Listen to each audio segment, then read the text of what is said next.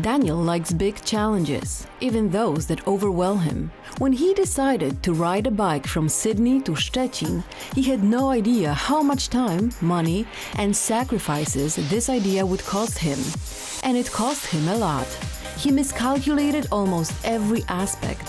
Although he collected material for more than one book, so far he finished only the first one.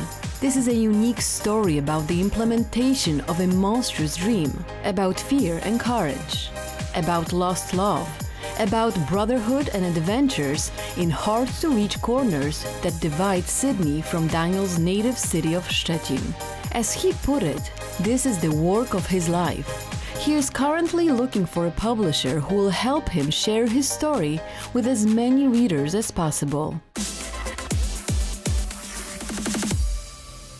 Hello and welcome to Poland Daily Culture. I'm John Carter. And on today's episode, we're joined by traveller, adventurer, cyclist Daniel Kocuj. Welcome to the show. Good morning. Good morning. So, Daniel, we'll start off by introducing the fact that you have been riding a bicycle from Sydney, Australia to Szczecin, Poland. That's right. And could you relate any of this back to, like, Poland, Polish life, and like maybe even the adventures that you've had on a bicycle in Poland and the differences of meeting people on your journey? I feel very grateful for being Polish, for coming from Poland. First of all, what I want to say is that just speaking the Polish language, having Polish language as my mother tongue, makes it so easy to learn any other language in the world because it's the most difficult language. So that's the good thing. In Vietnam, Polish people are perceived as very smart, very clever. Vietnamese people want to interact, know more about our culture and learn from us because they only heard good things about us. So I'm very grateful for that, for having that background. I'm proud of it. How do the countries that I pass through relate to Poland? You know zupa szczawiowa? I don't. You know the soup that is like with a lot of leaves in it? Maybe. Go on. Yeah, so most countries have a soup like that. Right. Different versions of szczawiowa. Okay, yeah. So that's one of my favorite things, is discovering szczawiowa all over the world. Leaf soup. Yeah, leafy greens soup. Leafy green soup. All right, very nice. All right, just tying it back in now with the book again. Who is this book for? Now, it's a book about your travels. Yes. But would you classify that as a travel book, or is it something else? Okay, so as I was writing this book, I also was reading a lot of books, and I was reading a lot of traveling books. And what I found is that many traveling books are written in a very bad way. Many bestsellers are written in so badly. And then I compared it to my book, and I was like, oh my God, my book is also not very good. So I had to change something. I had to leave it for a long time and then pick it up again and write it again to make it more accessible for a wider audience. The result is that it's a story, not just a guide for someone who would like to do something like this, but also a story for anyone who liked Przygody Tomka Sawyera, it's a classic in Poland, or anyone who even enjoys Harry Potter and read at least one traveling book and enjoyed it, I guess. That's who this book is for.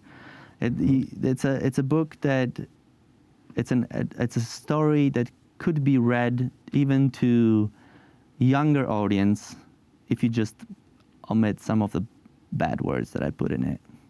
Sorry, sometimes emotions speak for themselves, and my job is just to put them on the paper.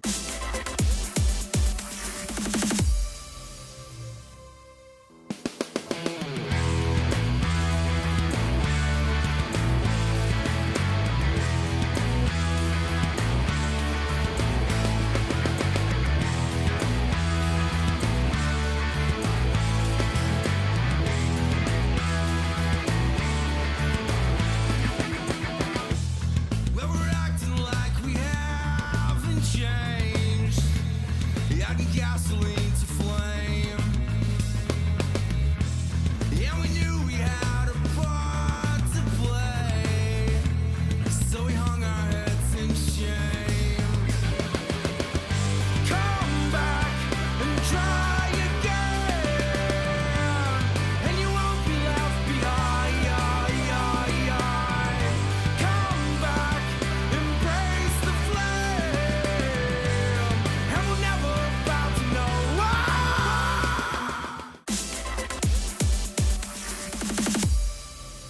What is it that sort of, is there a moment or a place or a time during those 4 years that left the strongest mark on you?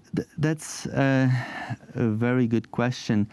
Every place that I pass through, I play in my head with a scenario of staying there and living a life there. So actually, I leave a little bit of myself in every place. But the places that had biggest impact on me were Australia, the outback, because this is where I met Nick, who is a character in my book, and he's like basically like Rambo. Imagine meeting Rambo. All right. Yeah. In what sense? He's just ultra violent, or? No, he's just the survival guru Right, that I get to, and I'm lucky enough to meet in the outback, who teaches me how to find water and how to hunt yabbies. What's a yabby? You have to read the book to find out what's a yabby and how to hunt it. Okay. Yeah. And so he left the strongest mark on you because what, he sort of helped prepare you for later on in the journey because you had these survival tips? Exactly. Before I met him, I would rely on people I meet more than after meeting him. He prepared me, taught me how to be self-sustainable during my journey. Another such place was Hokkaido in Japan. Okay.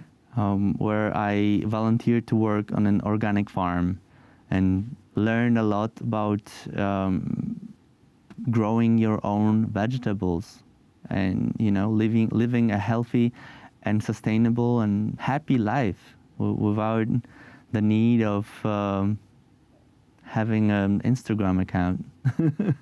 Indeed. All right, Daniel. Well, I think on that note, I think we can leave it there. So thank you very much for joining us on Thank Poland you. Daily Culture. It was a pleasure to be here. Excellent. So we'll be back same time tomorrow on Poland Daily Culture. I'm John Carter. See you next time.